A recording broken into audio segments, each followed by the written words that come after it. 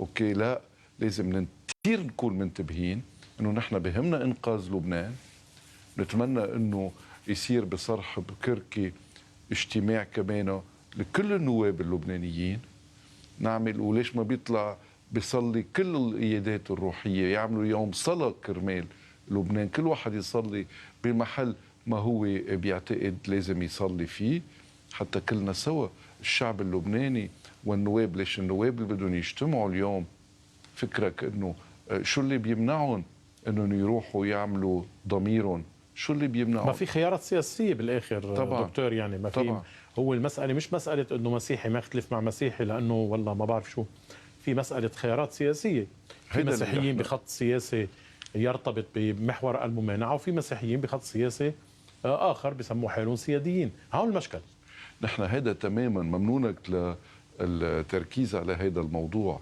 نحن من الاساس الخلاف منه خلاف طائفي، نحن خلافنا خلاف سياسي. لما نزلنا ب 14 اذار ما نزلنا على عناوين طائفيه، نزلنا على عناوين وطنيه.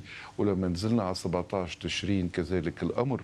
ولما عم نواجه بقضيه البطار وقضيه استقلاليه القضاء واعطاء الحقوق للناس، عم نواجه باسم الوطن، ما عم نواجه باسم انه الانفجار صار بمنطقه مسيحيه والى ما هنالك. عم نواجه باسم الوطن، وما بناخذ حقوقنا كلبنانيين وكمسيحيين الا ما نكون عم نحكي بهو بالقيم المشتركه وبالخيارات السياسيه اللي حضرتك عم بتقولها.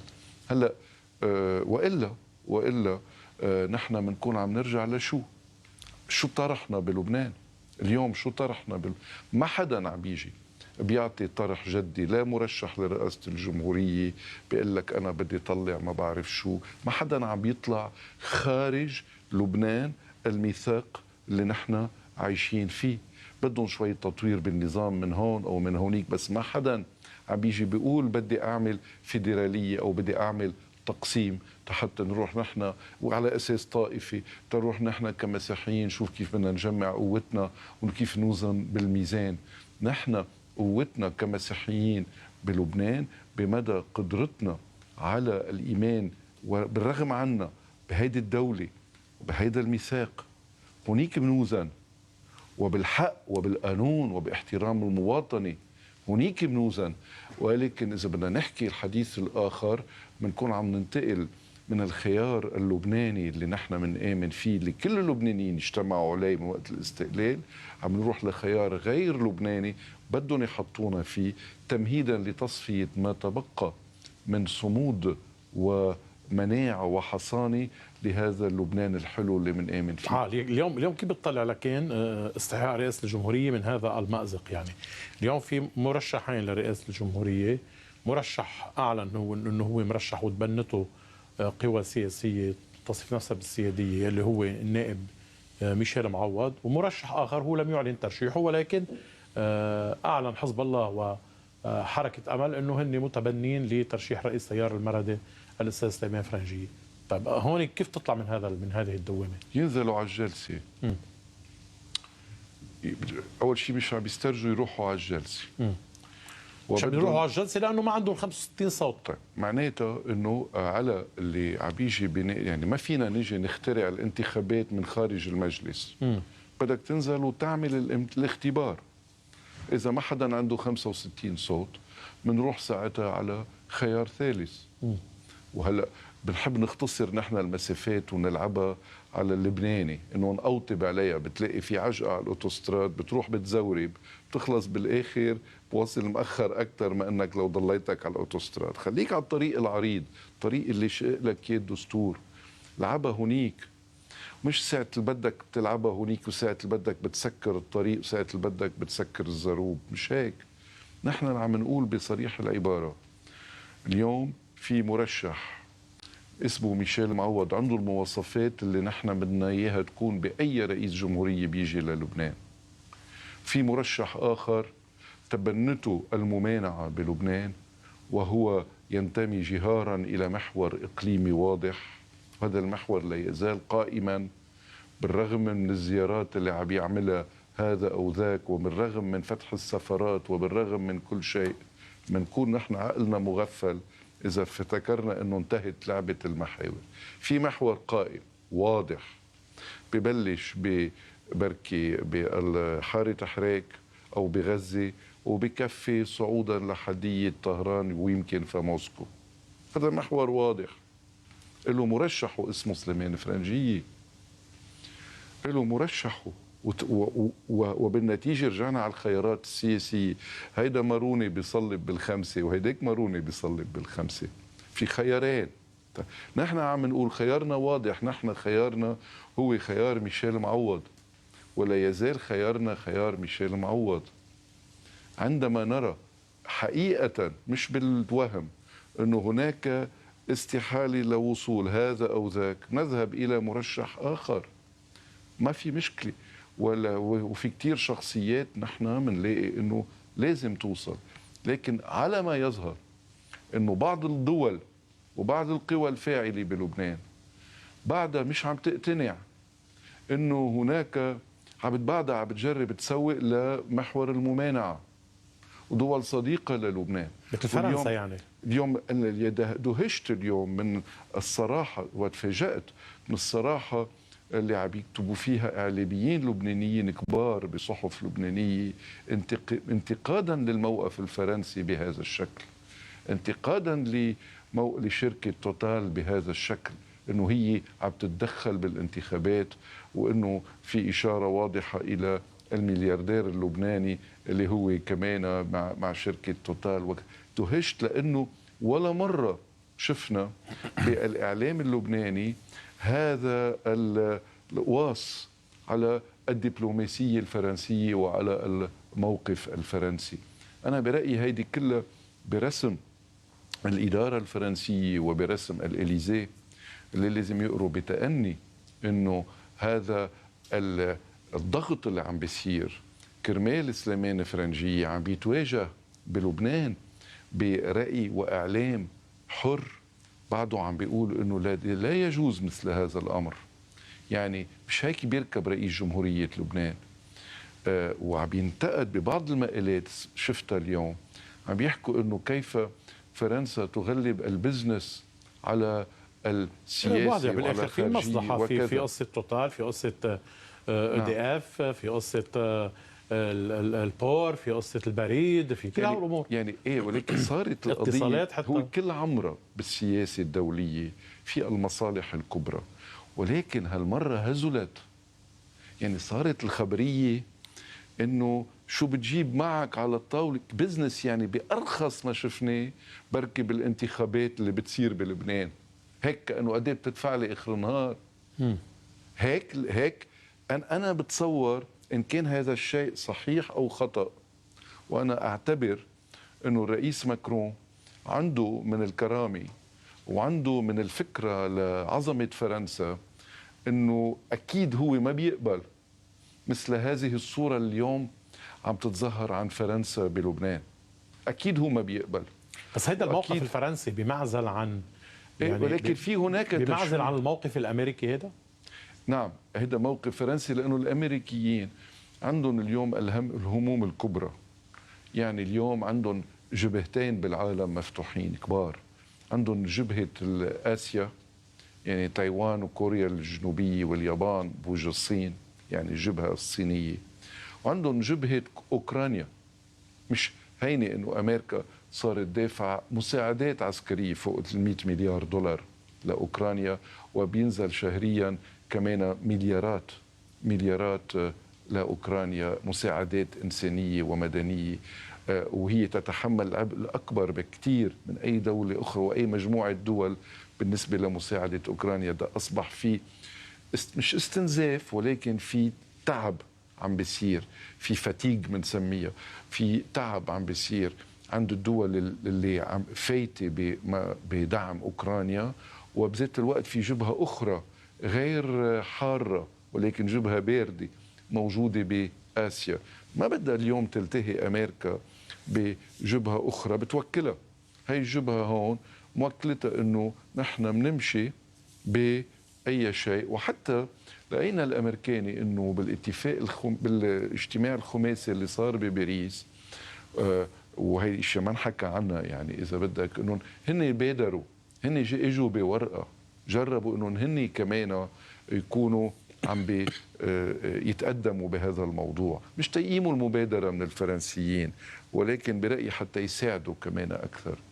طيب من هون انا بلاقي انه حتى اختم موضوع الفرنسيين لانه دقيق كثير، واليوم الامور يعني عم تنبحث، خاصه من بعد الاجتماع اللي صار نهار الجمعه بباريس، صار بالجرايد يعني هلا بين السعوديين واضح انه ما في اجتماع ثاني والفرنسيين. صار في اجتماع، بس كمان ما في اجتماع ثاني حسب ما عرفنا. بتعرف هي السياسه، هي بكره بتتغير، يعني كل يوم بتتغير الامور.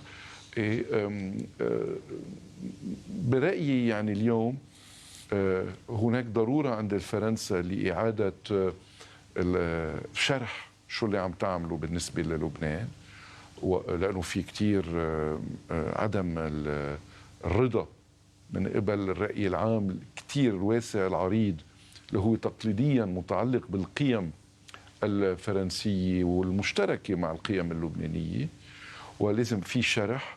وبرأيي بلشت كمان اليوم المراجعة حقيقية للشيء اللي كانت عم بتعبر عنه فرنسا، إن كان بالاجتماع الخماسي أو إن كان بالاجتماع نهار الجمعة الماضي مع السعوديين، إنه في مراجعة على إنه الاسم سليمان فرنجية، يعني هذا الاسم اليوم ما في قبول فيه لا لبنانيا ولا دوليا، إذ أنه السعوديين على ما يظهر كمان منهم موافقين على هذا الطرح مثل ما هو جاي.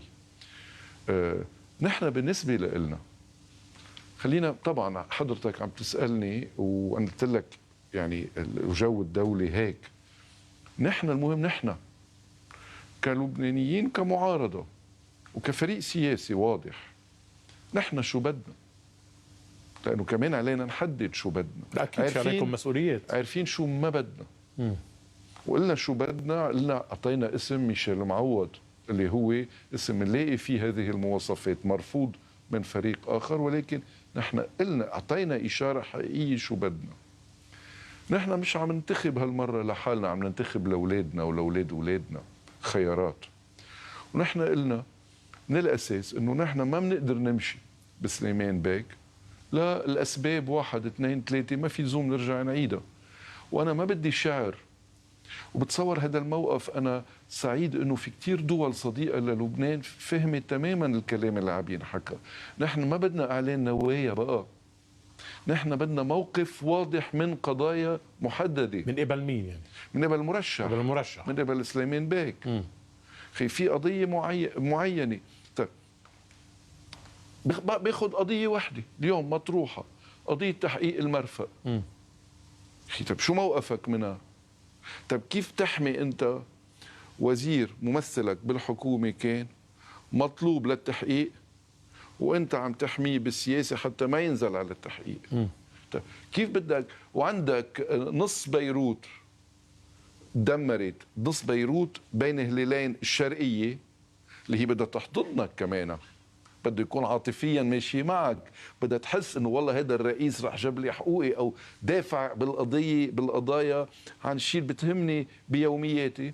بتروح بتحمي وزير ما يروح قدام لا القاضي صوان ولا القاضي بيطار بالتحقيق، وبطلع له 100 خبريه انه بالسياسه وما بالسياسه وانه هيدي مسيسه، 100 خبريه مثل ما عملوا على المحكمه الدوليه ذات الشيء، مثل ما بوقتها محيوا كل معالم جريمه اغتيال الرفيق الحريري، مثل ذات الشيء بطمس الحقيقه، لانه المهم انه ما تدقوا شوكه لحزب الله، يتدمر نص بيروت، تتهجروا اللبنانيه، ياكلوها المسيحيه وغير المسيحيه، هذا ما مهم، المهم ما يدقوا شوكه لحزب الله. هذا الموقف اليوم مطلوب، مش خبريه انه والله انا بدي اجي واحكم بالوسط وانا بحب كل اللبنانيين وانا من هلا ورايا رح تشوفوا شو رح اعمل. ما بهمني انا هذا الموقف، هذا كل واحد طامح للرئاسه بيعمل لك وعود. خذ خطاب القسم تبع الرئيس عون، ما في احلى منه خطاب القسم تبع الرئيس عون. اوكي، اليوم بيجي اي رئيس تاني بيستعد يعمل لك اياه، بيقول لك على الوعد يا كمون، على الوعد يا كمون. بدنا موقف واضح. نحن براينا الارتهانات والارتباطات صارت بشكل انه لا يمكن ان تاتي باي حدا مرتهن او ممسوك بقوه من حزب الله وعنده هذا العلاقه العضويه بالنظام السوري.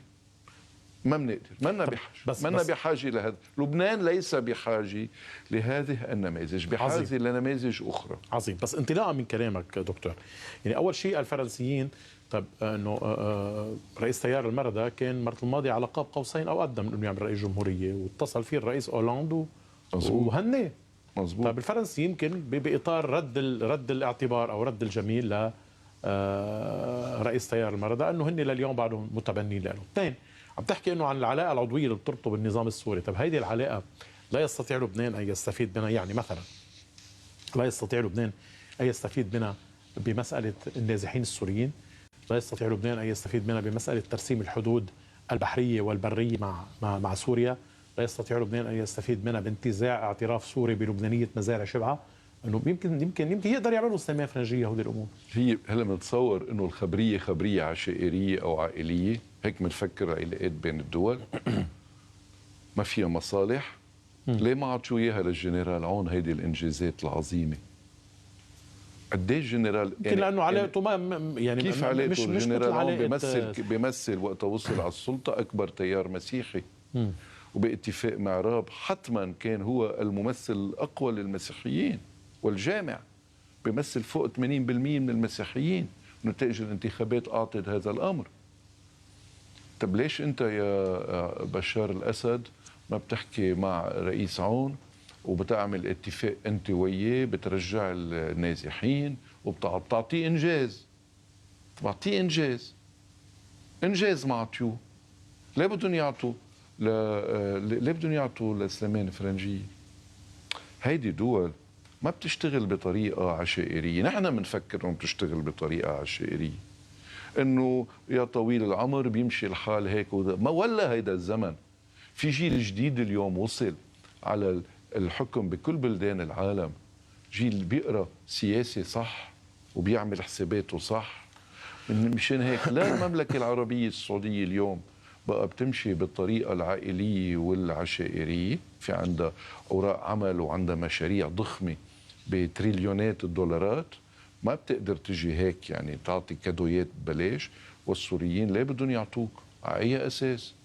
بعدين بده يرجع النازحين للسوري، قادر يرجع النازحين؟ انه هو قرار سوري لعودة النازحين؟ كيف بده يقعدهم؟ وين بده يقعدهم؟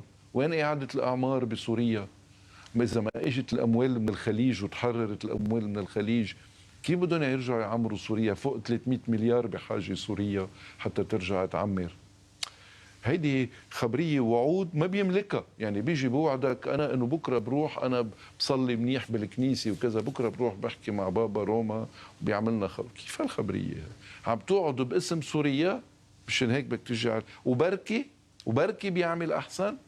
لا، نحن بدنا يجي رئيس يعمل حسابات العلاقة مع سوريا مزبوط، ويكون في علاقات مع الدولة السورية، علاقات قائمة على المواثيق الدولية وعلى احترام الحدود وكذا. بعدين إذا قادر يعملها كان وعنده وزراء بكل حكومات العهد، ليه ما عملها؟ ناطر تيوصل على السلطة تيعملها؟ ليه ما عملها؟ كل شيء عمله إنه وزيره بالحكومة خرب لنا العلاقات مع العربية السعودية وخربت الدنيا. هيدا اللي عملوه الوزير أرداحي يعني. نعم، هيدا اللي عملوه، ولم يرد أن يعتذر ولا شيء، كرمال الوطن وكرمال الدولة. عمل لك خبرية. بس اليوم يعني مع كل اللي عم نشوفه من تقدم وخطط، ان كان بالمملكه العربيه السعوديه ولا ان كان بدوله الامارات ولا ان كان بقطر ولا ان كان بكل الدول الخليجيه، وهالنهضه الكبيره اللي عم تصير بهيدي الدول، عم نشوف انه بعد في قسم من اللبنانيين مصر انه ياخذ لبنان بالاتجاه المعاكس. هيدي مصر انه ياخذ لبنان على دول ما عندها لا تطور ولا نهضه ولا شيء. هدول بدهم ياخذوا هيدي كمان ضمن الخيارات السياسيه. هيدي خيارات سياسيه. خلي اللبناني ينقي بين هالخيارين، خلي مجلس النواب بكره ينقي بين هالخيارين، وبعدين خلي الشعب اللبناني بقى يوعى لمين صوت ومين جاب نواب. خلينا يوعوا بقى. الشعب اللبناني العظيم اللي كان بكل المواقف التاريخية شعب عظيم حقيقة، اللي أنهكوه، اللي ضربوه، اللي حولوه أوقات لجيف مش قادرة ما فيها هذا روح. جزء من الشعب اللبناني اللي انتخب كمان، كان هيك ولا كان هيك، هن جزء من الشعب اللبناني. ايه؟ أنا ما عم بقول يجوا يخليها مشان هيك في انتخابات. أنا ما بدي أقول شيء. السعودية والدول الخليجية كلها سوا قالت كتير منيح، أنتوا أخذتوا خياركم نحو إيران بعز الصراع بقلب المنطقة العربية والمنطقة كلها سوا، هيدا خياركم، تحملوا مسؤوليته. وصلنا لهون واضح، ما حيتعاملوا لا السعودية ولا غير السعودية مع لبنان بطريقة عشائرية أو شخصية. اليوم جاي تتحمل مسؤوليتك كدولة، تحمل مسؤوليتك كشعب. هلأ أنا اللي بدي أقوله، وهون عندي لوم الصديق، وصديقك من صدقك وليس من صدقك. هلا اليوم انا عندي يعني مأخذ كتير كبير على الكل اللي بيقولوا انه يا اخي هذا استحقاق لبناني دبروا حالكم.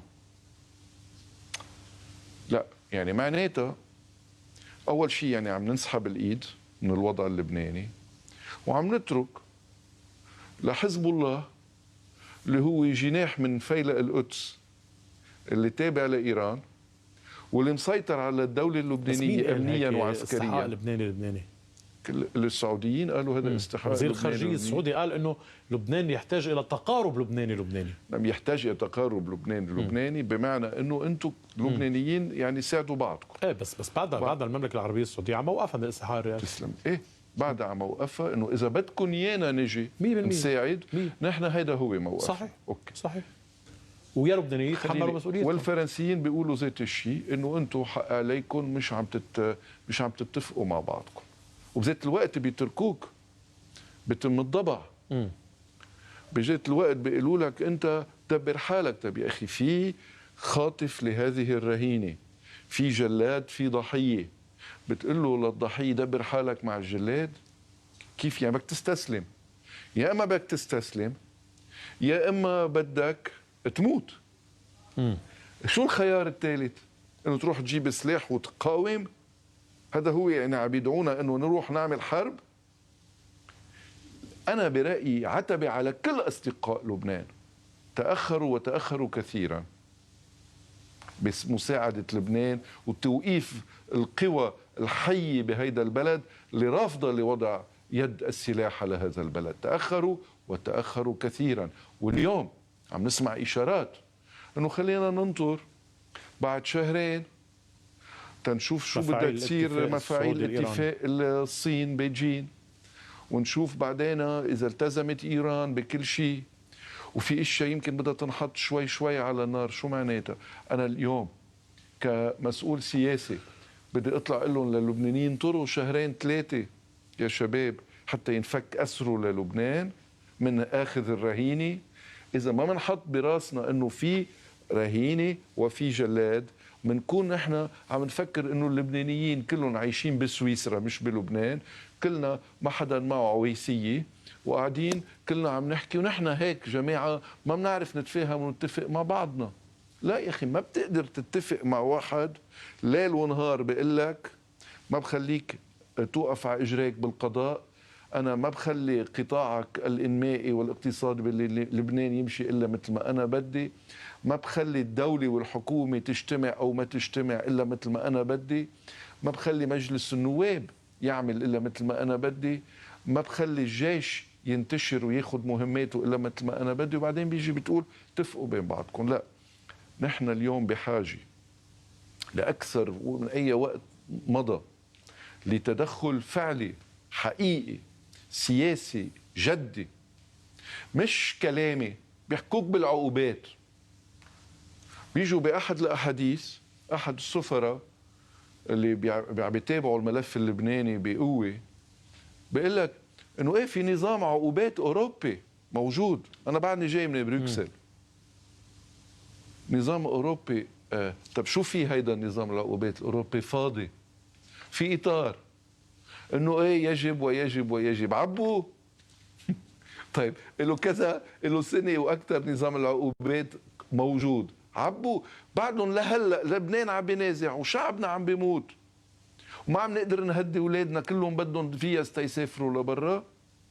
بعدنا عم نيجي بنقول ايه بس انتبهوا اذا ما التزمتوا هلا يا سياسيين واللي بدكم تعرقلوا انتخاب الرئيس رح نفرض عقوبات. لا شو هالمسحه هاي؟ لا عم بيضحكوا على مين؟ هل معتبرينا انه شعب ما بيفهم ما بيقرا ونحن سبب اساسي بنهضه اغلب هيدي البلدان؟ نحن اعطينا اكبر ثروه اعطيناها لكثير من هيدي البلدان هي ثروه الدماغ. نحن يمكن ما كان عندنا بترول وما كان في عندنا ذهب، ولكن نحن اعطينا ادمغه ان كان لاوروبا لان كان للغرب وان كان للشرق يسمحوا لنا فيها ما يستهبلونا. لا مش هيك. نحن اليوم اللي بده يكون جدي بمعالجه موضوع لبنان بحطوا اولويه وبيفصلوا عن ملفات المنطقه كلها سوا. نحن فينا ننطر، سوريا فيها تنطر، له نص شعبه مهجر لبشار الأسد ما فرقانة معه. بالعراق عندهم خيرات إلى ما شاء الله وبيقدروا ينطروا، عندهم الموارد بيقدروا ينطروا. إلا ما نحن بلبنان عم نقدر ننطر شهرين وثلاثة بعد حتى يتفضوا لنا. أنا برأيي هذا الشيء مع محبتي لكل أصدقاء لبنان اللي بهمهم بعض لبنان بعد في ما في جهد الكافي اللي عم ينعمل حتى نضلنا نحن نخلص هذا الاستحقاق بكرامتنا وكرامتهم، لأنه كرامتهم صارت من كرامتنا اليوم. ما بيقدروا يجيبوا مين ما كان البزنس قبل القيم. عظيم. رح ناخذ أول بريك إعلاني ومنتابع. نهاركم سعيد. شكرا.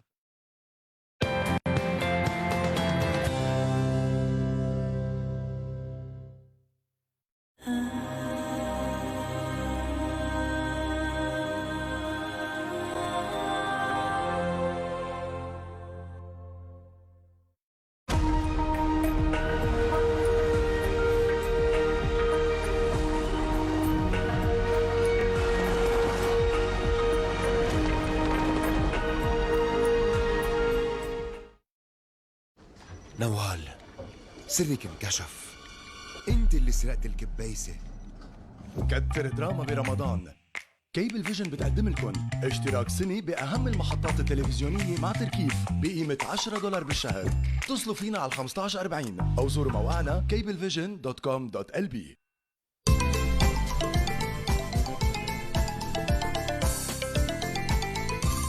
مرحبا، أنا ليبانوس. معلومة اليوم: أساليب وطرق التعاطف. تعرف إنه الأساليب كتيرة للتعاطف مع الآخرين ليشعروا إنهم مش لوحدهم. إذا حدا من أصدقائنا عم يمرق بظرف صعب ممكن نتعاطف معه بعدة طرق. منا افهم رفيقي شو عم بحس إذا ضيع لعبته المفضلة أو أي شي بيعنيله، وقدر أهمية هالشي بالنسبة إله وجرب ساعده تيلاقيها.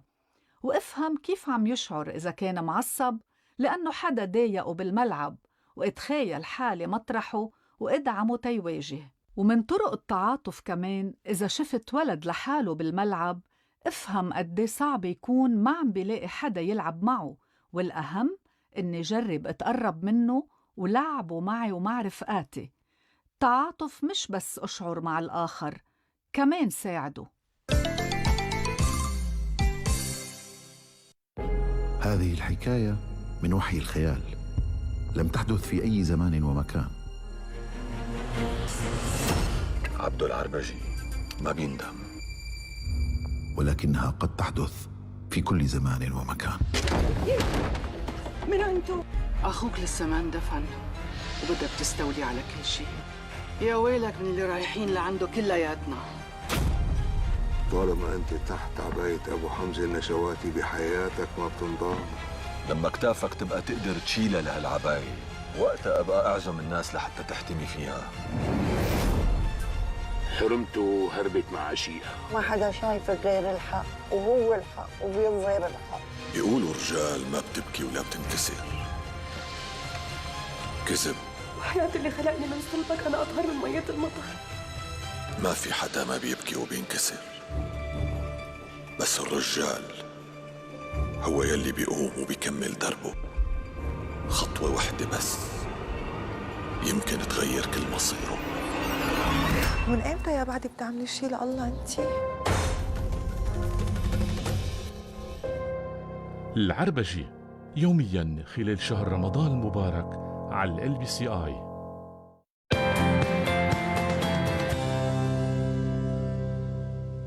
ونعود لمتابعة نهاركم سعيد من LBCI مع النائب الدكتور سليم الصايغ. طيب يعني عطيت وصف متكامل مثل ما بيقولوا لما يعاني منه لبنان في موضوع رئاسة الجمهورية، ولكن ما بتشوف انه اليوم بغض النظر عن كل هذا الكلام يلي حكيته بالنهاية تتكرر التجربة التي حصلت مع العماد ميشيل عون، يعني اما العماد عون او لا رئاسة، واليوم يمكن حزب الله ايضا يتجه نحو اما رئيس تيار مدى سليمان فرنجية او لا رئاسة.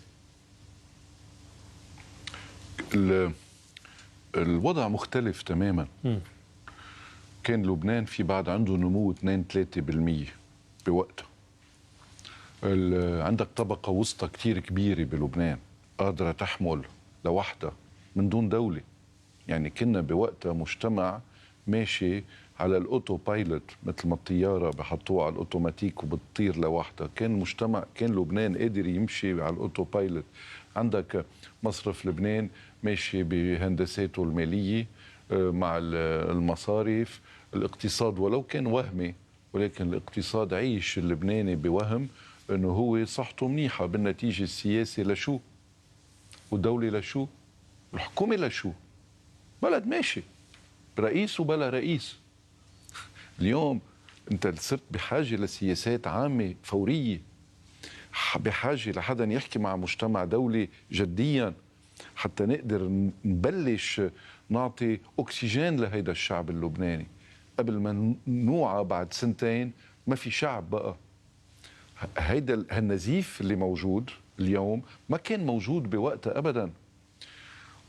وبعدين النموذج الحكم اللي ممكن كان يعطيه حزب الله ما كان تجرب.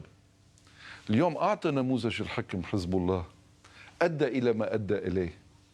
يعني ما إجا حزب الله أفضل من التريو اللي قدر بنيه مع الرئيس عون ومع الرئيس سعد الحريري. بني تريو حكم لبنان وبالنتيجة عطى فشل ذريع وانهيار للدولة اللبنانية. معناتها هذا الشيء ما كان بعض الناس عم بيقولوا طب خليهم بركي، بعد في انه يا اخي نعطيهم الفرصة. اليوم وين هيدي خلص يأس وإحباط عند الجميع. كل واحد بزت المسؤولية بمحل معين. البعض بيزتوا المسؤولية على النظام، انه خي احنا ما خصنا هذا النظام، الحق على التليان يعني هذا النظام. بعد الآخر بحط على الطرف الآخر اليوم التيار الوطني الحر يتهم حزب الله انهم هن ما كانوا معطيون، هو عطيهم، هن معطيون وهكذا. ما بدي فوت افصل اكثر. ورئيس سعد الحريري بيقول الكل وكذا. اصبح هذه المنظومه عملت امبلوجن، يعني فجرت حالها على حالها، ولكن فجر البلد معها. وبالنتيجه لا يمكن بقى تكرار تجربه الماضي موضوعيا. ما فيك بقى يعني اليوم اللي بده يعمل رئيس جمهوريه بده يكون تقريبا فدائي، يعني بده يكون ما بده شيء لإله، بده يكون منزه من اي شيء، بده يعمل عجايب بركه لحتى يقنع الناس يكون عندهم ثقه فيه. مش انه منجيب اللعيبه اللي فجروا ودمروا لبنان وكانوا اجزاء لا تتجزأ من هذه المنظومه، نرجع نجي نعمل لهم غسيل عن جديد، تبييض عن جديد، ريسايكلينج يعني، ونرجع اعاده تدوير اذا بدك، ونعتبر ان هي بضاعه جديده. ما بقى بتمشي. مش الخبريه بالكرسي، رح يوصلوا على الكرسي فاضيه ما فيها شيء، رح يوصلوا على خزنه فاضيه ما فيها شيء، وما حيقدروا يعملوا شيء، لانه اللي رح يجي يامن فيهم ويعطيهم هو عم بيقول لك اليوم انا ما بدي اياهم. بس هن اليوم ناطرين مثلا قصه النفط والغاز، بكره بيقول لك اكتشفنا نفط وغاز وصار عندنا مصاري وخلص شو بدنا، لا بدنا السعوديه ولا بدنا الامارات ولا بدنا فلان ولا بدنا فليتين، نحن بنكفي حالنا. لك اوروبا في رهان جدي على هذا الموضوع. نعم، بس في اوروبا بدنا نعرف هيدي كذبه كبيره خبريه النفط والغاز، لانه ديجا تاخرنا كثير فيها. ما نأمل الناس بوعود بلا طعمه. اليوم بدها اذا بلشوا توتال يشتغلوا اليوم بكره بعد بكره بدهم تقريبا 7 سنين تتبلش انت تطلع غاز وبترول وتبيع 7 سنين. انت عندك اليوم اول شريك لك هو اوروبا، بلش ياخذ تدابير. اليوم في عم بشتغل انا يعني بابحاثي الاكاديميه على هذا الموضوع، عم تشتغل اليوم اوروبا جديا لسياسه موحده واعلانات تباعا عم تاخذها. اخرها كان مش من زمان، من كم اسبوع، لحتى مثلا بعطي مثل لتخفيض كل شيء اسمه استعمال البترول ومشتقات النفطيه، اوكي، من هلا لعام 2035. وفي نقاش انه يمكن يقربوها اكثر 2030. يعني اذا نحن هلا ب 23 ب 30 بنبلش نطلع بترول وغاز، لمين بدنا نبيع؟ انه خلي الى اي مده؟ وشو بدهم يغطوا لنا؟ هيدي اول شغله. ثاني شغله، ننتبه كثير لكل الناس اللي عم بيقولوا انه بكره بيجي توتال بتعمل وعندك الشبكه اللي حول توتال، يعني كل الشركات المشغله اللي على الارض. وهيدي اليوم الشباب المنظومه عملوا شركاتهم وناطرين الاستفاده هون. الاستفاده لبنان بكره بيعملوا لك صندوق سيادي واضح وضوح الشمس، ما في منه. بيجيبوا اكبر خبراء دوليين بيقولوا اليوم في خبير نرويجي جاي على اجتماع بلجنه بيقول لك شفافيه ما في منها بتكون. بس نحن الخوفنا ومن الاساس عم نحكي فيها من سنين انه الشركات المشغله لا الزعيم الفلاني ولا المرتكب الفلاني والحامي الخارج عن العداله الفلاني والمجرم الفلاني هول عاملين شركات. هول بدهم يشغلوا عشرات الوف الناس مستفيدين. هودي هن ذاتهم محط عقوبات دوليه. طب انه شو بتكون عم تعمل؟ يعني بتكون عم تستمر حكم المافيا لهيدا البلد. اي نتيجه بدك تاخذ من الغاز والبترول اذا ما تنظفت كلها وتعقمت كلها هي الخبريه؟ هيدا لبنان بيكون حول الغاز والبترول بدل ما تكون نعمه بيكون نقمه علينا. نحن ما بدنا اياه يكون نقمه علينا. 60 سنه على غاز وبترول اذا بدهم يخلوا المجرمين والحراميه اللي حكموا لبنان يرجعوا هن يكرروا نفوذهم وسلطتهم علينا. مشان هيك ننتبه كتير. لك ملايين عم تندفع تسويق لهذا الامر وماركتينج. كتير ناس عم يشتغلوها هيدي الخبريه. نحن رح نكون كمان تماما لإلها بالمرصاد مره تانية. هيك الله كتب لنا ولهالشي نزرنا حالنا وما رح نتعب. رح يتعبوا هن كلهم ويزهقوا. نحن ما رح نتعب لانه اما يكون لبنان حقيقه لبنان القيم اللي منه ضد البزنس. انا بدي طمن كل اللي بيفكروا بس لبنان بزنس. يا اخي فيك تعمل بزنس وضلوا عندك اخلاقيات. البزنس فيه اخلاقيات. لبنان منه صحراء. لبنان 6000 سنه حضاره. اول ديمقراطيات بالتاريخ طلعت من المدن الفينيقيه من عنا. ما فيك تيجي تعتبر لبنان انه هو صحراء وعم بعمرها عن جديد مثل ما انعمل ببعض دول افريقيا. مش هيك ابدا. نحن من هون بدهم ينتبهوا كثير منيح. رح نواجهها وعندنا عده شغل عم تشتغل هون وبرات لبنان حتى نقول لا البزنس نحن منا ضده. نحن منا عايشين بالمدينه الفاضله. لازم ناس تعمل شغل وتربح مصاري ولكن تربح بعدل، تربح حسب القانون ويكون في توزيع عادل للثروات الوطنيه. واللي بده يعمل سياسه بلبنان ما له حق يجي يكون عم يستفيد من البزنس اللي عم تعمله الدولة اللبنانية. مثل ما بيصير ذات النظام اللي بيطبق بفرنسا اللي بيطبق بأوروبا لازم يتطبق بلبنان لما لبنان بده يكون شريك حقيقي للأوروبيين مثل ما نحن بنطمح له. طيب يعني بس أنتم كقوى معارضة يعني شو عم تعملوا بكل هذه المعركة أو بكل هذا الإطار؟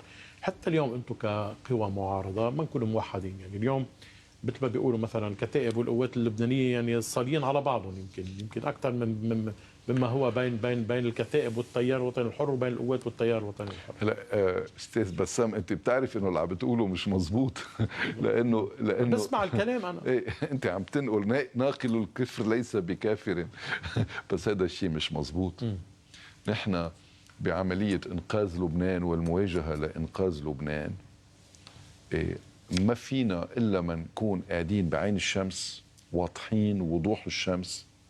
وهيدا تماما اللي عم نعمله اليوم بالشغل والمقاربة المشتركة اللي عم تصير مع القوات اللبنانية.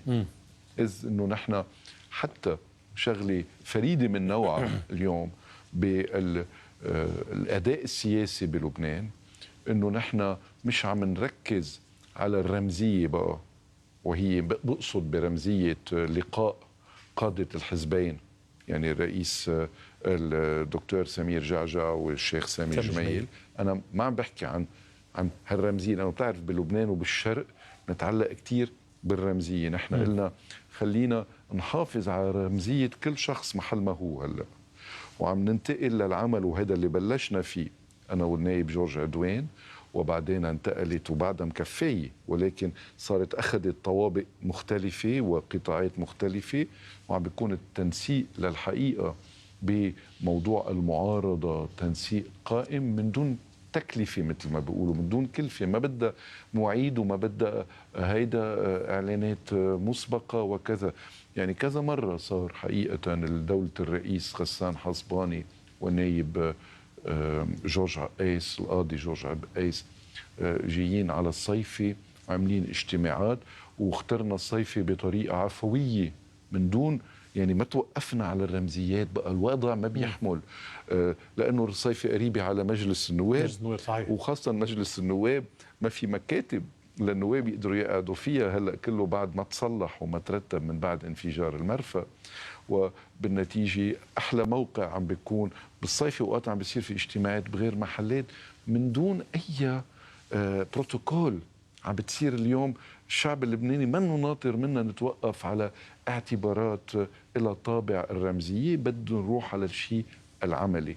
والنداءات اللي طلعت والشغل اللي عم بيصير عملية مشتركة، تنسيق دائم قائم مدار الساعة، مش بس بين الكتائب والقوات، بحب أقول لك بين عدة مجموعات من الكتل المعارضة اللي عم نكون يعني كل بيان عم يطلع، كل شيء عم بيصير عم بياخد محط نقاش وعم ينبرم، بروح تضامن، بروح رفاقية. بدي أقول حتى نمزح مع بعضنا على الجروب، بنعيط ببعضنا رفيق ورفيق، لأنه تأمل لوين صرنا بالعمل المشترك. بس حتى طمن الناس بهذا الموضوع. إنما خلينا نقول إنه إذا اليوم ما فتنا بعد باسم واحد وحملنا البنديرة وقلنا هذا هو البديل عن النايب ميشيل معوض، لأنه ما عندنا قناعة إنه أبدا إنه في جدية بالتعاطي مع مرشحين آخرين غير سليمان الفرنجية من الفريق الآخر. والدليل على هذا الشيء اللي صار مع الوزير وليد جنبلاط، ما قدم لائحة من 3 مرشحين. صحيح. شو صار؟ صار قواص عليهم، وصار محاولة لحرق هذه الأسماء، وهذه من وليد باك. كيف بالأحرى ما تجي من المعارضة إذا بدك اللي عم بتكون أقسى من المعارضة اللي عم يعملها وليد باك، أكيد رح يكون يتجابه بالرفض. مشان هيك بدنا نكون حذرين كتير بتقديم الأسماء، وعم نعطي رأينا محل ما لازم ينعطى. مبادرة البطريركية باستجماع الأسماء عملت مبادرة، وإجا المطران وعرض لائحة من تقريبا 10 أسماء أو أكثر. بس هاي اللائحة عم بيقولوا هي لائحة بكركي يعني؟ لا، هيدي لائحة الناس اللي هن عبروا عن رغبتهم انهم يكونوا مرشحين، وصار في جولة أولى وثانية حتى ينشاف شو هي يعني شو رأي الأفرقاء من هذه الأسماء. أوكي، وبكركي جوجلت هاي الأسماء، وبعد ما عرفنا شو بدها تعمل فيها هيدي الأسماء. لكن ونحن عفوا حاضرين إذا بدك كمعارضة إنه نفوت على المرحلة الجدية اللي ما بعد المرحلة الأولى، اللي هي كمان جدية، هي مرحلة استكشافية. المرحلة الأولى وفحص نوايا الآخرين اللي عبروا عن نيتهم أنه لن يقبلوا بأي رئيس غير سليمان الفرنجية. نحن ما عم نقول ما بدنا أي رئيس غير ميشيل معوض، ما عم نقول هيك. ما بدنا يعني رئيس إلا ميشيل معوض، ما عم نقول هيك. هنا عم بيقولوا ما بيمشي المجلس وما بيصير شيء إلا ما يجي سليمان. هن يمكن قادرين يفرضوا، أنتم مش قادرين تفرضوا. يعني عند الامتحان يكرم المرء أم يهان، بس ما عم ينزلوا، ما عم بيعملوا اللعب، ما عم بيلعبوا اللعب الديمقراطي، ما عم بيلعبوا اللعب الديمقراطي. طب هاي الليسته فيها مثلا يعني اسم الاستاذ سليمان فرنجيه والنائب ميشيل معوض. نعم. ليستة الكركه. نعم. فيها وفيها اسماء، اي نعم فيها هي الليست، وبعدين بياخذوا اسماء الافرقاء الهيدا وبيشوفوا يعني بغربلوها وبيشوفوا مين اللي معلاه بركي. شو هو عم بيصير تصويت عليهم يعني؟ بتصور انه اللي عم يعملوه انه هو استمزاج الاراء. إيه. نحن عم نقول انه اذا بدنا نروح على المرحله الثانيه، وهذا موقفنا الواضح وعبرنا له للمطران ابي نجم عن هذا الموضوع، انه اذا بدنا نروح على المرحله الثانيه لازم ساعتها بيعتبرون 14 اذار قاسيين ولا بنعتبرهم 8 اذار قاسيين، لازم نحطوا على جنب نشتغل على البقوي تنشوف مين اللي بيناسب اكثر. والبطريركيه من ناحيتها بتكون عم تستمزج بركي اراء الاخرين، يعني اللي بتوسع المروحه تبعهم. هي ماسكه هيدي المبادره منا عاطله للحقيقه. هلا بتوصل او ما بتوصل ما بعرف، لانه ولكن شيء منيح انه البطريركيه اليوم قادره تعمل تعطي اطار معين لهذه الحركه. هي حركه سياسيه بامتياز، هي مختلفه برايي عن الدعوه الروحيه اللي صارت للصلاه. طيب في آلية لاختيار مرشح من هاللائحة أو أكثر أو مرشحين أو ثلاثة؟ لا، ما في آلية، ما شفناها بعد. يمكن واضحة عند سيدنا البطرك، بس بعد ما شفنا الآلية. بس إلى أي درجة يعني مثل ما قلت أنه بكرة إذا تم اختيار مرشح أو اثنين أو ثلاثة يقال أنه لا أنتم ما فيكم تفرضوا علينا هول المرشحين، نحن بعد عندنا مرشحنا. طيب ينزلوا بصوتوا مجلس النواب، ساعتها بدك تترك، يعني بدنا نحتكم. هي هالآلية هي لإراحة مجلس النواب وتسهيل انه نزلوا على اذا بده يضلوا ساعتها الفريق الاخر يقول لا نحن عندنا مرشحنا والى ما هنالك، عم نطلع مرحله اخرى بالنزاع بلبنان. نطلع يعني عم بتكون القضيه بتصور يعني عم تحكي ساعتها ضد تقريبا اجماع وطني تقريبا، الا في فريق ما بده يمشي فيها.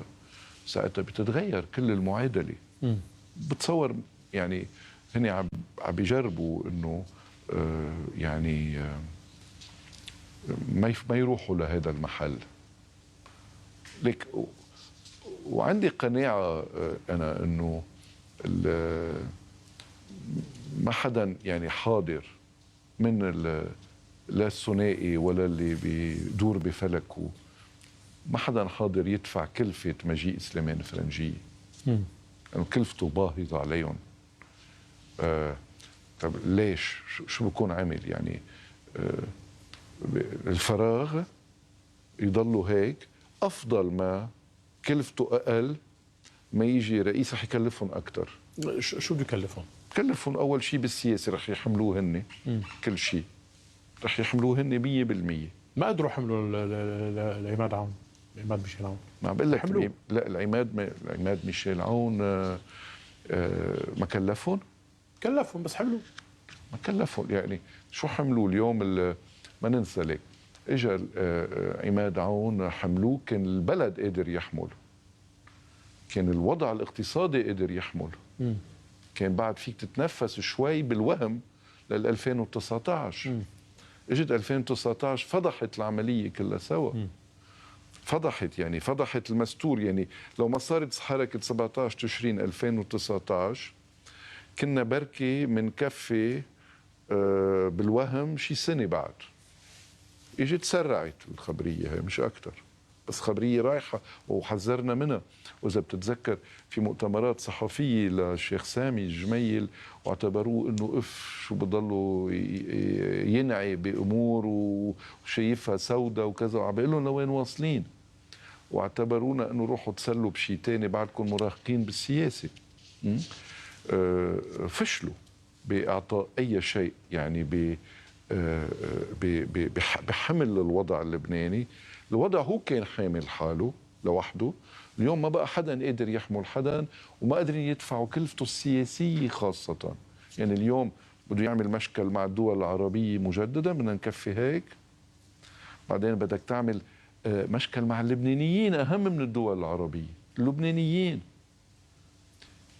مش عارفين إنه يعني الجامعاتنا اللبنانية فيها الخاصة اللي هي حاملة شغلة كتير كبيرة. الجامعة اللبنانية بحالة يعني عناية فائقة مركزة وما بنعرف كيف رح تقدر تكفي. إنما الجامعات الخاصة اللبنانية بحالة يعني واقفة على صوص ونقطة، مش لسبب العملة أو إنه التعليم غالي فيها، لأنه طلاب النخب تبعها كلها عم بتسافر لأنه ما بقى بدهم يقعدوا بلبنان. بده يحملها هيدي حزب الله. اوعى تفكر إنه المسيحي بس عم بيسافر. أكثر فئة عم بتسافر بلبنان بالأعداد هي الشيعة، بعدين السنة، وبعدين المسيحيين إذا بدنا نحكي en chiffre absolu، يعني بأرقام مطلقة. بالنسب كمان تبقى نسب الهجرة عند الإسلام أكثر من المسيحيين، ولكن نسبة لعدد المسيحيين الموجود بلبنان هو أقل من المسلمين، بتحس بالتقل وبالوجع أكثر. بس بشكل عام قادرين يحملوا؟ أنا هذا اللي عم بتساءله. ما حدا قادر يحمل إلا رئيس يكون عنده تصور إنقاذي حقيقي لهذا البلد. طب بهذا الإطار حكى كثير عن ردة فعل، أنه في حال حصل ما يريده حزب الله، حكى عن ردة فعل عند الكتائب وعند القوات اللبنانية، يعني عرفت هيك بين هلالين بالطلاق. إنه هل هي ردة الفعل جدية ولا هيدا هيك تلويح يعني؟ ليك 17 تشرين صارت بقرار أخذوا حزب معارض اسمه الكتائب؟ أكيد لا. بس نحن عم نحكي فيه، كنا عم نحكي بالثورة، واصلين عليها. اليوم الخوف تبعي أنا، مش الخوف بس، هيك بتصير، هيك بده يصير، إنه الأحزاب ما تعود هي قادرة تمسك الناس. وعلى فكرك إنه اليوم بالصفيرة الكتائب أو القوات بينزلوا الناس وبيطلعون، وعلى فكرك إنه بالصفيرة هن بيعملوا مستقبل لبنان. مش مزبوط. أثبتت 17 تشرين إنه في نبض شارع كتير مهم، وراح فلت من القيادات. عملت كتير جهد بعدين القيادات الحزبية إنه ترجع تكودر وتقدر ترجع تجيب هذا النبض لعند قدر الإمكان، وبكتير محلات فشلت. اليوم وعم فكر إنه هي الكتائب والقوات وما بعرف مين إنه رح يجوا يعملوا. نحن ننتقل. نحن اليوم يعني في كتير خطوات. في عندك عصيان مدني لازم يصير هيدا. في عندك عصيان سياسي. ليش نحن اللي عم نعمله منه عصيان سياسي بوج المنظومة، لما عم نيجي نقول لا لتشريع الضرورة ونوقف بهالقوة اللي وقفناها. مش عصيان سياسي هيدا. عصيان سياسي مش ضد النظام، هو عصيان سياسي إصلاحي للعودة إلى النظام.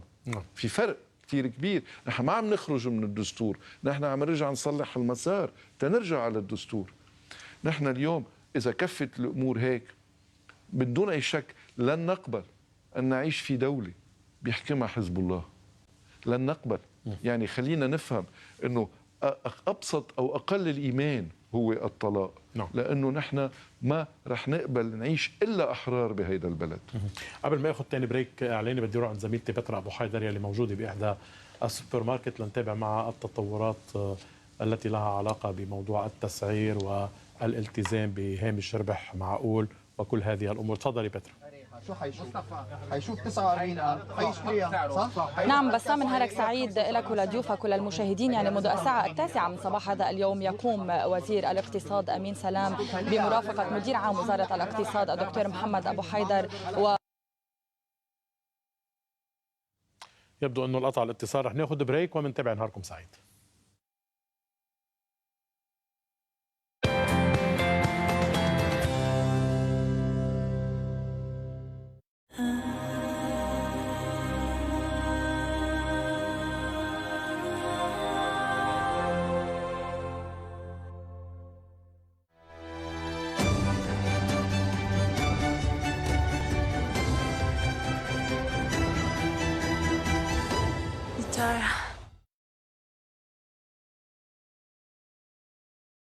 عجل، لحق حالك.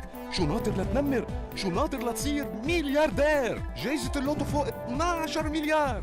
وما تنسى انه كمان فيك تبعت ارقامك الستة على 1020. لحق حالك ونمر، بالتنمير ملياردير بتصير.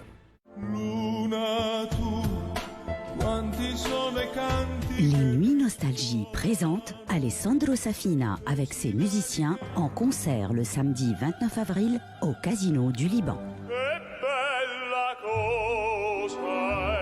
Le ténor pop-opéra italien Alessandro Safina chantera ses plus gros tubes.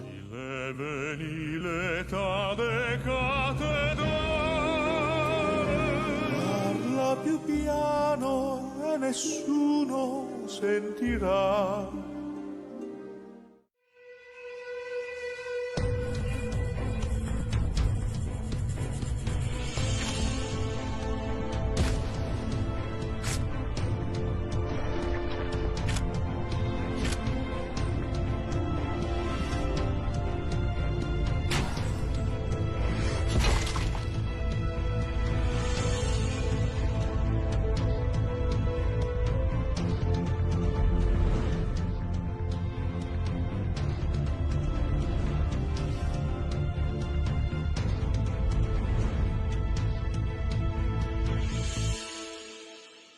جاهزة للأسئلة؟ ايه اكيد معك ما نكون جاهزين، محضرة حالي من امبارح انا. لو رجع فيك الزمن لورا كنت ترشحت بهيدي أكيد الدورة؟ أكيد 100% بالذات هاي الدورة. هلا أنت راضي إنه كل شيء عملته؟ إذا بدك كانت الفترة الذهبية تبعي، فدايما هيك بوقف هونيك. معجب جدا بتمثيلها بحضورها. أنا قلقانة هالفترة. قبل الليرة وسعر الصرف بتمنى إنه مصريات الناس اللي انسرقت ترجع لهم. من وضع الدولار، من وضع البنزين، الكهرباء. شو في شيء ما بينقال عيب عليكم لسياسيين هالبلد؟ قلب الصغير لا يتحمل. من الله يا مال الشام. بوب كويز كل تنين 6 المساء على صفحة LBCI على الفيسبوك ويوتيوب وعلى موقع وابليكيشن LBCI.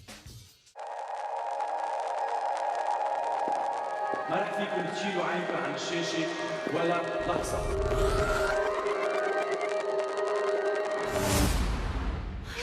الضحك، التسلية والربح، وانتو ما احلاكم انتو. الف مبروك بتربح معنا. وين الطريق والهيص حطك يا حنا. ما تفكر مرتين مع وسام حنا طيلة شهر رمضان المبارك على LBCI.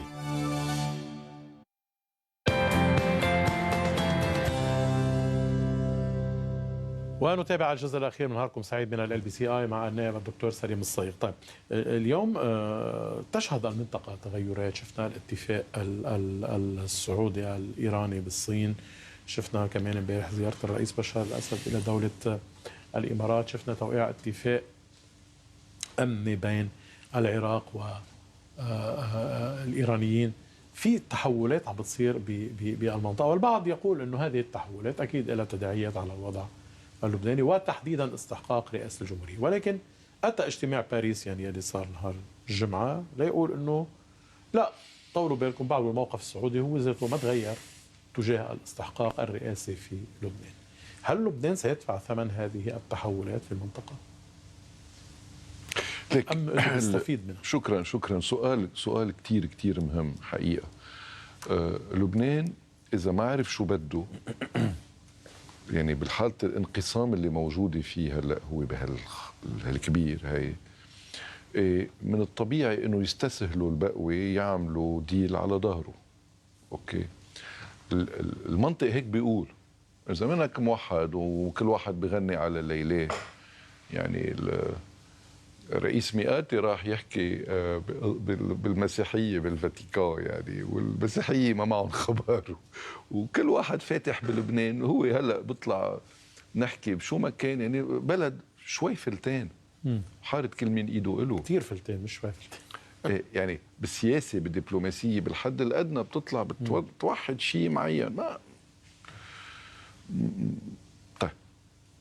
طب إذا لبنان منه قادر يحكي بكلمة واحدة، عم بتروح الدول تقول، بعض الدول تقول نحن بنحكي مع اللي بيضمن الاستقرار بلبنان، بنحكي مع حزب الله، نعمل أي اتفاق برضاه وهو بيضمن الاستقرار، خلص بنكون عملنا ديل سياسي هو بيضمن، وبين حزب الله انه بيقدر يكون تلميذ نجيب، مش نجيب مئاتي، تلميذ نجيب، انه بموضوع الحدود والترسيم البحري والكذا، ليكو ما احلى ضربة كف ما بتصير تحت.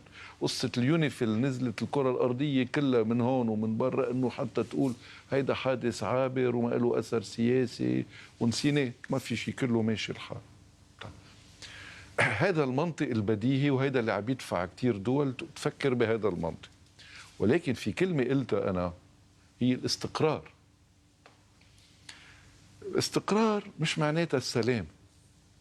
الاستقرار هو مبني على موازين قوى هش، بيقدر يزبط نهار وما يزبط تاني نهار، بدك تضلك تتحرك معه وتتفاعل معه على هيدا الأساس. وبيقدر اللي ضامن هيدا الاستقرار ساعة اللي بده بتتغير أولوياته يجي يبازر معك، أو يقول لك أنا مني مبسوط، أو أنا ما عاد عجبني الديل أو الاتفاق اللي معمول معي، ويرجع يجي يبتزك. بينما نحن اللي عم نفتش عليه مش على الاستقرار. ليه ما عم نفتش على الاستقرار؟ لأنه فوتونا بعهد الاستقرار من وقت ما طارت رئيس حكومة 2011 رئيس سعد الحريري بانقلاب القمصان السود، واجا الرئيس مئاتي رئيس حكومة، والدول كلها وأصدقاء لبنان كلهم قالوا باسم الاستقرار معلش طولوا بالكم. أخذت هيدي الخبرية 6-7 سنين، دبحت لبنان اسم الاستقرار. نحن بدنا سلام، بدنا سلم أهلي حقيقي بلبنان. نستاهل بقى بعد ما راح لنا 150 ألف قتيل بلبنان وتهجر شي 2,000,000 لبناني، نستاهلنا السلام الحقيقي بلبنان. وهيدي فرصة نستفيد من إراحة الأوضاع إقليميا ودوليا. هون الفرصة لنا إنه إذا الصين بتفوت على اللعبة كعامل مساعد على السلام بالمنطقة، وإذا بيصير في بين هذه الدول المتناحرة بالمنطقة كلها نوع من إراحة للوضع، وكمان بيتجهوا نحو العلاقات السوية الدبلوماسية وغيرها، نحن هون كلبنان بحق لنا ما نضلنا معرضين أو رهائن بإيد ميليشيا مسلحة خارج الدولة، هي بتقلك أمتين بيكون في شتاء وأمتين بيكون في صيف بهيدا البلد. بحق لنا نحن نستفيد من هذا الوضع كله سوا.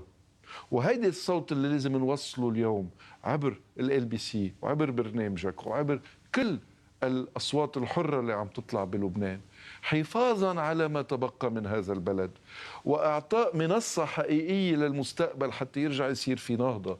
لأنه ساعتها بهي الطريقة نحن بنكون عم نحافظ على المصالح المشتركة اللي موجودة بيننا وبين الغرب وبين الشرق. مش بتكون فقط لبنان ساحة بنجي بنعمل فيها مقاصة لمصالحنا، مش هيك بتكون الخبرية. هيدي النظرة نحن اللي عم نجرب نطرحها، وهيك بدنا رئيس جمهورية يجي عنده هذا الرؤية وهذا التصور الاقتصادي الاجتماعي الرؤيوي للمستقبل. بيجي ساعتها تحصيل حاصل، تسكير الملفات الأخرى الأمنية والعسكرية والسلاح وغير السلاح، لما تيجي تحط هذه الأولوية لنهضة لبنان. أنا برأيي اليوم الدول كلها سوا يمكن، ومشان هيك نحن بنرجع بنطالب انه يصير في هذا الالتزام الدولي بلبنان من مصلحتهم، الالتزام والانخراط الدولي. بس بده شيء منك بالمقابل. نحن اللي بدنا اياه، نحن رح ناخذ سلام. نحن يكون عندنا سلام بلبنان، وهذا السلام بلبنان بين الاطراف المتناحره اللبنانيه كلها سوا بتساعد هذه الدول كلها سوا كمان انه هي تستفيد. نحن لبنان في خيرات كتير كبيره، بيجوا بيقدروا يستثمروا هون ويعملوا مصاري، واللبناني يعمل مصاري. مش بخبريه مافيا يا جماعه، لبنان منه ديكتاتوريه افريقيه. تعودوا يعمل بزنس بهودي الديكتاتوريات، نحن ما هيك. وعلى كل حال بافريقيا ما عادت دامت، وشفنا شو عم بيصير بأفريقيا. لبنان منه ذيل لهذه الدكتاتوريات اللي تعودوا يتعاملوا معها. بس قبل ما أكمل أنا وياك بدي أرجع عند زميلتي بترا أحسن ما ترجع يقطع البث معها. تفضلي بترا.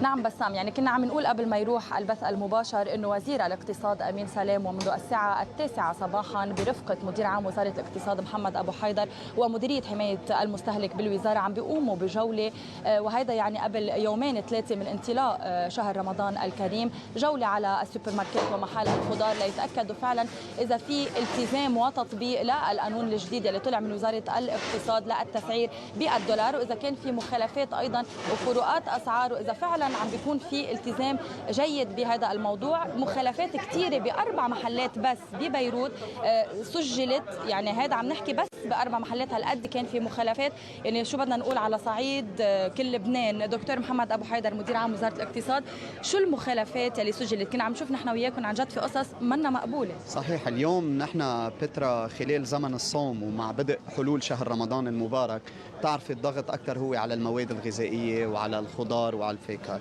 للاسف كل اللي دخلنا عليهم اليوم مخالفين، يعني على الورقه والقلم كلهم لهلا نسبه المخالفه 100%. وبالتالي اليوم اولا في عدم التزام بموضوع التسعير، جزء لازار مسعر باللبناني وهلا بدنا نلحق المستورد كمان. ليه بعده عم بيسعر باللبناني؟ هل الغايه هي تقصير ربح اضافي مع ارتفاع سعر صرف الدولار؟ هي نقطه. النقطه الثانيه عدم عرض اسعار واضح، هناك شفنا اختلاف بين السعر اللي على الكاس وبين السعر اللي على الرف 100%. والنقطة الثالثة هي بتتعلق بهوامش الربح، حتى بربطة الخبز اللي هي مدعومة عم يتخطوا فيها هوامش الربح.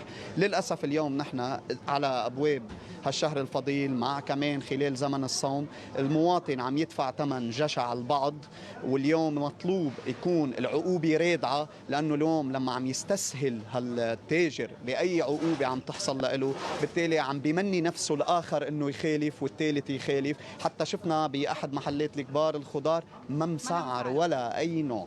عم نشوف نحن اليوم يعني عم تحكوا مع أصحاب المحلات في تبريرات اليوم مثل فيها كأنه نوع من استخفاف بعقول المواطنين. يعني هلا عم نشوف بهذا السوبر ماركت بالذات في أسعار على اللبناني على الرف، بس نروح نحطها على المكنة يلي بنعمل سكان بيطلع على الدولار شيء سعره بنضربه تنعرف قد ايه باللبناني بيطلع غير سعر. للأسف بيقول لك انه التسعيره هي مثلا بغير محلها، طب ما انا عم باخذها على اساس هيدي التسعيره. ابدا، للاسف اليوم عند كان ارتفاع سعر صرف الدولار كانوا عم يلجأوا التجار لبنص ليله يغيروا الاسعار لتاني نهار يكون المواطن عم يدفع الثمن. هلا قال ما بقى صار في موظفين، نحن لجأنا لهيدا الموضوع وكان القرار واضح هو لتخفيف عبء عن المواطن. للأسف الفاسد فاسد وبيلاقي دايما نقاط تيقدر يدخل فيها عبر فساده، وعلى هالأساس اليوم نأمل أنه تكون العقوبات رادعة أكثر وأكثر لأنه المواطن استوى، المواطن اللي عم يدفع الثمن. شكرا لك دكتور محمد ابو حيدر. اذا رح هيك نفرجيكم باختصار المشهد من هون من هيدا السوبر ماركت. الوزير الاقتصاد يعني عم بيتلاقى بناس، كل الناس عندها شكوى وهموم. يعني معليك بس سؤال كتير صغير، يعني نحن صرنا عارفين انه في فرق بالاسعار من محل لمحل وفي امور عم بتصير مخالفه للقانون، ونحن من جمعه عملنا كمان تقرير بالLBCI عن فرق الاسعار حتى بالدولار. قلتوا لنا رح تسعروا بالدولار تنخلص من هيدا الهم والموال، بس بعد ما خلصنا منه اليوم الكل رح يقول لك انه هذا الشيء اللي عم تعمله اليوم انت منه الا عرضات، لانه على الارض ما رح نشوف شيء رح يتغير. شو رح تعملوا؟ لأقول لك شغله، نحن صرنا مجاوبين كذا مره على موضوع المزايدات على دور وزاره الاقتصاد، لانه نحن هذا الدور مجبورين نقوم فيه، فما حدا يزايد علينا بموضوع العرضات، لانه الخيار الاخر هو انه نحن نعمل مثل غيرنا ونقعد بالبيت ونقول الارض ما عم يتغير شيء. لا مش مزبوط. هلا في تغيير كتير كبير وفي حس مسؤوليه كتير عم بيزيد وعم بيكون موجود. بس انا اللي قلته اليوم، انت لما عندك للاسف ببلد عندك فوق ال 50% من سوقك منه مضبوط، مش منه مضبوط لأنه ما في رقابة، منه مضبوط لأنه أول شيء عندك سلطة نقدية ومالية ضيعت كل البلد، في عندك عملة صارت اليوم عم نحكي بال115,000، وفي عندك قضاء بده يطبق أحكام. نحن بنوقع بنص هالمعادلة كلها، ونحن بقول لك أنا اليوم بالرغم من أنه السلطة النقدية والمالية غايبة عن الوعي والقضاء ما عم بترجم محاضر وزارة الاقتصاد إلى أحكام قاسية بتلزم التجار باحترام القانون، نحن دورنا عم بيكون أساسي حد الناس، لأنه ما في غيره اليوم بالبلد، ما في غيره بالبلد أبدا. شكرا لك وزير الاقتصاد أمين سلام. إذن هذه هي الصورة من أحد السوبر ماركت خلال جولة يلي عم بتقوم فيها وزارة الاقتصاد. بنرجع لعندك بس. شكرا لك بترا. فاذا يعني كنت عم بتقول انه نحن بنقدر نعطيهم انه فرص الاستثمار، فرص طبعا الشغل، دول بدها تتعامل مع لبنان وتنخرط بلبنان، بتعطيه شيء بالسياسي كمان. نعم، يعني بدون اي شك، ما هو سله متكامله. بدك تتعامل مع دوله فيها نوع من استتباب للامور واستمرار المؤسسات الدستوريه، وفي عندها استقلاليه قضاء واستقرار تشريعي، بشكل انه بتعرف انا اشتغلت وقتها كنت عايش بفرنسا، اشتغلت كثير مع الصين، وكان اكبر هم سنه 1998 لانخراط الصين بالمنظمه التجاره الدوليه هو التزامها ب4 مواثيق اساسيه لشرعه حقوق الانسان. شو خاص شرعه حقوق الانسان بمنظمه التجاره العالميه؟ وكان الشغل بوقتها والنقطه الاستفهام الكبيره انه طب هل يا ترى الصين رح تلتزم كمان تعمل يكون عندها استقلاليه القضاء وقضاء منزه؟ مش انه بكره اذا واحد مستثمر اجنبي حط مصاري بالصين وصار في دعوه بينه وبين واحد صيني، يجي القضاء المحلي يحكم دائما لصالح الصيني ضد الاجنبي. بدك ترتاح تعمل استثمارات.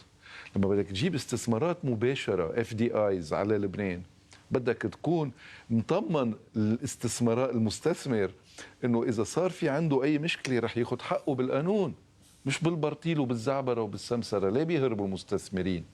ليه اذا بدك شخصيات مثل كارلوس سليم ما اجى عمل استثمارات بلبنان؟ مش من هلا، ما اجى عمل استثمارات، كان من اغنى اغنياء العالم. ليه ما بيعملوا؟ وعندنا لبنانيين كثير اغنياء برا، ليه ما بيعملوا؟ ما مطمنين لا للوضع السياسي ولا لاستقلاليه القضاء، انه ما بصير في تدخل سياسي بالقضاء. يعني بده يكون صاحب فلان او فلان او فلان تيجي يحط له قرشين بلبنان لانه بيقدر يحصل له حقه اذا صار في انتهاك ضده. نحن عم نيجي بنقول تفضلوا، لازم نقدر يجي بكره رئيس الجمهوريه الجديد بصورته، بادائه، بتاريخه، بمعرفته، بالمامه بالامور، يجي يخاطب الدول كلها سوا ويقول انا في مسار سياسي بلبنان ماشي فيه، وانا رح اكفل استقلاليه القضاء، وتفضلوا التشكيلات والتعيينات اللي رح بتصير ولن اقبل اي تدخل فيها، وانا بدي اياكم تجوا تعملوا استثمارات عندي، وتيجي الدول اللي بدها تكفل الاقتصاد اللبناني لانه لازم تنحط ودائع كبيره بمصرف لبنان تتعمل استقرار معين للوضع الهي، تيجي تقول لهم هي كلها مشروطه ببعضها. ساعتها اللي بده يجي يستثمر بلبنان نحن بيكون عم بيستثمر على المدى الطويل. نحن اللي بيقوم لبنان بدك شيء اسمه اكسجين مباشر. بكره ان الله راد اذا اجى رئيس جمهوريه مثل ما بدنا، انا على اكيد انه الدول الخليجيه وعلى راسهم المملكه العربيه السعوديه رح تجي وتحط الودائع المطلوب تنحط بلبنان بالحد الادنى تيبلش البلد ياخذ جرعه دواء او اكسجين. ولكن هيدا لن يكون كافيا. انت اللي بخلي اقتصادك يرجع ينهض هو الاستثمارات الاجنبيه المباشره بلبنان، وهي اللي بدنا اياها تجي وبتخلق الفرص العمل ويصير اقتصاد منتج، ونرجع نجيب المستثمر من الاغتراب اللبناني يحط ويعمل الشراكات اللازم، طبعا مع بقيه الاصلاحات اللي لازم تصير من اعاده هيكله قطاع مصرفي و كلها صارت معروفه. من هون احنا بنيجي بنقول من دون اي عقده، اذا لبنان ما عاد هو جاذب للدول وعلى راسهم فرنسا، لانه فرنسا عندها اهتمام مباشر بلبنان، ما عاد جاذب ما بيجوا على لبنان. بس بدنا نقول لهم نحن عارفين انه لازم نكون جاذبين لإلكم، بس مش تحت الطاوله، بدها تكون عمليات كلها فوق الطاوله، مش ضربيات. لبنان ما بينحكم بضربيات تجاريه وبعقود تؤخذ بغفله، بدها تنعمل كل الامور مفتوحه. قادرين انتم وبقيه الشركاء الاوروبيين اللي عندكم اياها وطبعا غير بلدان، انتم كلكم سوا لازم تحسوا انه قادرين تعملوا منافسه بين بعضكم وتقدروا تعطوا كمان للتجاره بتقولوا لهم اللبنانيه. هالكلام للفرنسيين؟ يعني عم بيوصل لهم هذا ايه الكلام؟ طبعا انه بتلتقيوا انتم بالسفيره الفرنسيه؟ مش بس بالسفيره، يعني السفيره على راسنا وعيننا، بس نحن كمان اليوم العلاقات بين الشعبين من العلاقات المميزة حقيقية حقيقة هي بين الشعب اللبناني بفعالياته وبين الشعب الفرنسي بفعالياته. نلتقى بالمجلس الشيوخ، بمجلس النواب، بالإدارة الفرنسية وإلى ما هنالك. كم العلاقات اللي موجودة بيننا وبين الفرنسيين تسمح لنا أنه نكون مش بس يعني نحكي عبر القنوات الدبلوماسية المعتمدة، إنما كمان نكون عم نخاطب مباشرة الرأي العام المؤثر على صناعة القرار الفرنسي. طيب بالنهاية يعني إذا هذا الاتفاق الإيراني السعودي بلش يوصل إلى أمور إيجابية بعد شهرين، يعني لبنان سينتظر كل هذه الفترة أم أنه برأيك بغض النظر عن هذا الاتفاق يجري اليوم تحرك سعودي له علاقة بالوضع اللبناني أو لا؟ أنا برأيي هون في خطين ماشيين. في خط عم بيقول، والخط اللي بركي بده سليمان فرنجية كان لحديت هلا امبارح قلت امبارح يمكن في مراجعات عم بتصير بالموضوع، عم بيدفش باتجاه انه خلينا ننطر لبعد رمضان وبعدين خلينا ننطر لبعد ما نشوف شو صار بموضوع اليمن، لانه المحك رح تكون اليمن صحيح، وبعدين بنبلش بنفتح الموضوع اللبناني بطريقه اخرى. وهي هيدا في خط. والخط الثاني اللي عم بيقول انه لا يمكن الانتظار ولا يجب الانتظار، خليها تكون خطوط متوازيه ولربما انه يصير في فرج بلبنان. اوكي، ما ننطر المساله المركزيه اللي هي قضيه اليمن. ومنلاحظ نحن انه الانفتاح على سوريا من قبل دولة الإمارات مش معناتها أنه هذا كان بالبرنامج الأساسي، وبقدر أكد لك أنه مش هذا بالبرنامج الأساسي يعني بالاتفاقية بيجين. أوكي، لربما الإماراتي تلقف أنه في فرصة وهو من زمان بده ينفتح على سوريا، قال لك هيدي بتكون عم بتساعد. بدنا ننتبه كمان أنه هيدي المسارات ليست دائما يعني بتساعد بعضها إذا انفتحت مع بعضها، أوقات بتضرب بعضها، يعني بتعرقل بمحل، بتقر بمحل، بتعرقل العملية الأم. بالنسبة بتصور للسعودية اليوم القضية الأم المركزية هي قضية اليمن. هي قضية اليمن صحيح. مشان هيك إنه عم بيحطوا جهد ومشكورين، حقيقة مشكورين، خلينا نقولها بكل من دون هيك أي عقدة. لازم نتشكر حقيقة المملكة العربية السعودية للجهد الكبير اللي عم تعمله لحتى يكون لبنان يرجع سيد وحر ومستقل، ويرجع لبنان لمسار الدول الراقية اللي كانت رائدة بالعالم العربي حقيقة. خلينا نقول هاي الكلام بغض النظر عن أوقات اللوم الصديق اللي بيقول أوقات دخيلكم ما ننطر كتير، ساعدونا أكتر، وبتلاقوا اللبناني وفي. اللبناني وفي، ما تعولوا على الناس اللي خذلوكم وتعتبرون هن النموذج. انتم بتعرفوا انه مئات الوف اللبنانيين صحيح بيشتغلوا ببلدانكم هول اوفياء بحبوها لبلادكم. لازم نقول كمان رساله واضحه للفرنسيين انه يعني اللي بيظهر من ثيابه بيبرد، وانتم ما بيلبق لكم الا الخطاب التقليدي الفرنسي وليس شيء آخر. وبرأيي الفرنسيين دائما بلحظة الحاسمة ترجع فرنسا العظمة والمجد، ونحن على هذا المفترق ناطرين. نعم. بتمنى انه ما ننطر، يعني بنتمنى انه ما ننطر شهرين وثلاثة، لانه لبنان يحتضر، شعبنا ينازع، ودائما بهيك وضع يمكن بكره ما تعود تلاقي مرشح لرئاسة الجمهورية. بضل في. بدي اشكرك دكتور سليم الصيغ على هذه الحلقة، اهلا وسهلا فيك بالLBC. الله يخليك. ومشاهدينا ايضا بدي اشكركم على متابعة هذه الحلقة، والى اللقاء.